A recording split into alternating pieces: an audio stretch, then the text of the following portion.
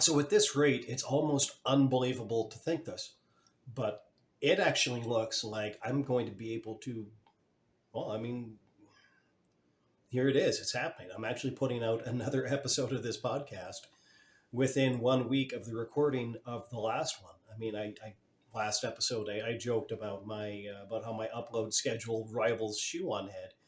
Uh, Maybe this one might act. Maybe from this point forward, I could maintain I could maintain an uploading schedule that would actually, like, maybe rival It's a Gundam.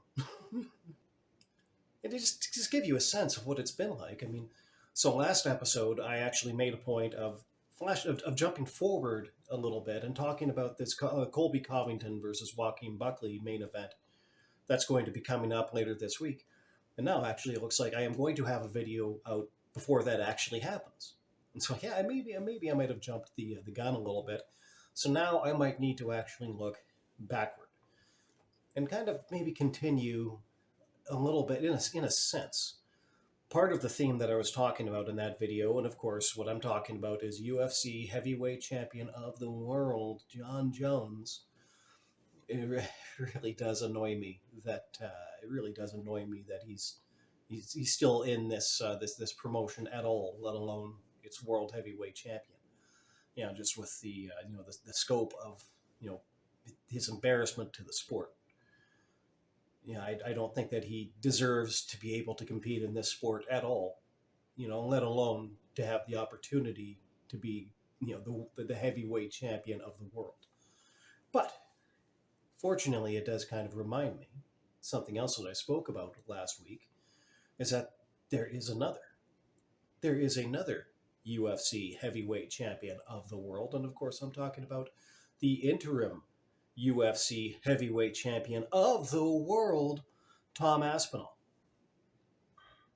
And so last week I talked about how it was a little bit disgraceful that Jon Jones was trying to duck Aspinall. And so I've talked about that, but there is one other thing that should be mentioned that I didn't really mention at that time. I'm going to talk about it now, and that is that, really, whatever a person might think of Jones's reasons for not wanting to fight Tom Aspinall, and they are nonsense, they are garbage, they're actually kind of cowardly, in my opinion, there is another thing that has to be looked at, and that is the sense that Tom Aspinall, he didn't really do himself any favors at UFC 310. He kind of let a moment pass him by, something that really he should have been seizing right there in the moment, and he just kind of watched it pass, like Captain Jack Sparrow watching one of those opportunities, to do the right thing. He just watched it sail past him. And that was, of course, that moment at UFC 310, after Jon Jones had knocked out Stipe Miocic. And so typically, in a lot of those situations, when they're having the post-fight interviews in the cage, when there's a champion and there's an obvious next challenger who is right there, typically they bring that guy into the cage and he issues his challenge to the champion right then and there. And Tom Aspinall did happen to be in the building. He happened to be in Madison Square Garden at UFC 310. The interim heavyweight champion of the world is sitting there watching the other champion defend his heavyweight championship of the world. He does it successfully. So now what's the most obvious thing to do? There's only one thing that Tom Aspinall should have done. He should have gotten up out of his seat.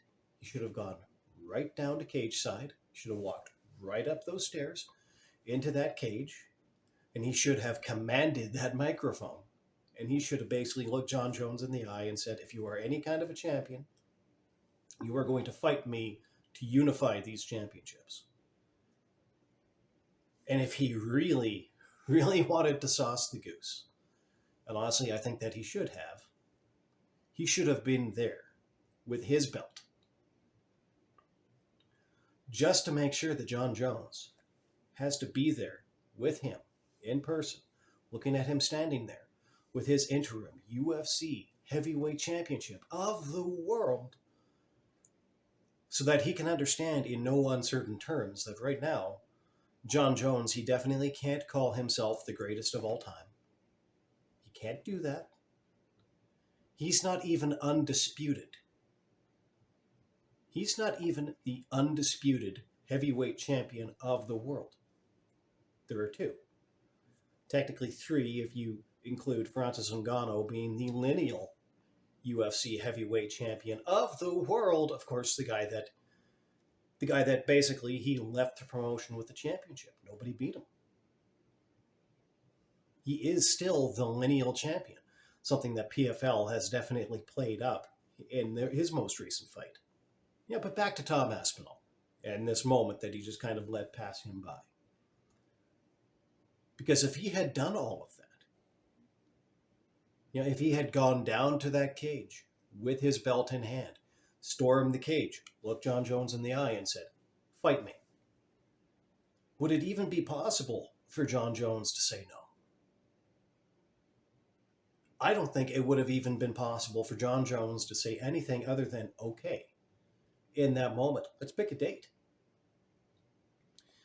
That could be going into the schedule right now, rather than what's probably going to be a very, very long, laborious, and painful process of Dana White having to try to negotiate this thing with Jon Jones, trying to appeal to his better sense, his better nature, his respect for the sport, things that, quite frankly, I think that it's well established now that Jon Jones doesn't have. Regardless of his claims to have to be a convert to Christianity, I think we have just seen too much from Jon Jones that indicates that no, he doesn't really have these things. We could have skipped that whole thing. We could have just skipped right to scheduling the fight. But Tom Aspinall, he didn't do the thing that he needed to do in that moment in order to really force Jon Jones' hand and make this thing happen. And I'm sure that there are people that will say that probably Tom Aspinall had his reasons for not doing that. I mean, Stipe Miocic presumably was going to retire at the end of that fight if he lost. Actually, I believe that the expectation was that he was going to retire either way. If he won, retire as champion. That would have been all right. But it didn't happen. And so obviously Stipe Miocic is going to have his farewell to the Octagon interview right then and there. And, well, perhaps maybe some people might think that it would have been disrespectful to Stipe of Tom to go storm the cage and and go get his fight with Jon Jones at that time. But I have to be honest with you. I mean, as I have previously said, as much as I like Stipe, as much as I respect Stipe Miocic, I don't think that he's been very respectful to this sport over the last few years. I mean, like I said previously, I think that when Jon Jones got injured, UFC should have just gone to Stipe and said, okay, well, we have an interim heavyweight champion of the world. You're going to have to fight him instead. And it is going to be him or nobody. And not just in the sense where Dana's saying to Jon Jones, it's going to be Tom or nobody. It's going to be like, we will not schedule you for another fight. Like, we will let your last fight sit on your contract. We're not going to schedule anything else. It's going to be Tom at this time or nothing. And then maybe you can get a title unification fight against Jon Jones down the road, but you have to take this fight. It's really what they should have done. And even more than that, I think that Stipe should have insisted on it. He should have been the one to insist on doing that. But he didn't, so it didn't happen. So instead, we got the farce of an entire division being held up, for, God, how long was it? At least a year?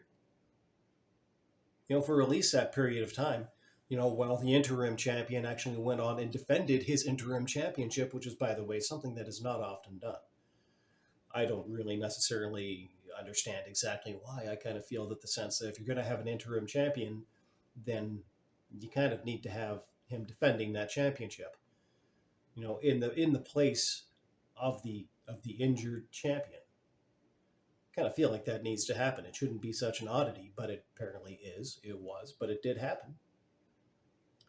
In fact, there were a lot of people who said that really defending the interim championship while Jon Jones was now relatively healthy and able to defend his championship basically made Tom Aspinall the new champion, like the sole champion.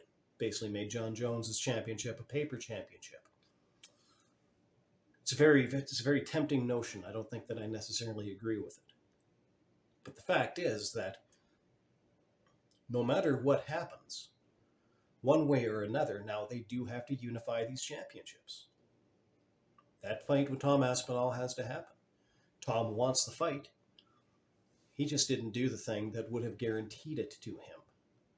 And I think that down the road, should it so happen that Jon Jones does something crazy like vacate the World Heavyweight Championship just so that he doesn't have to unify it with Tom, just so that he doesn't have to fight Aspinall, I think that letting that moment slip past him is going to be something that Tom Aspinall is going to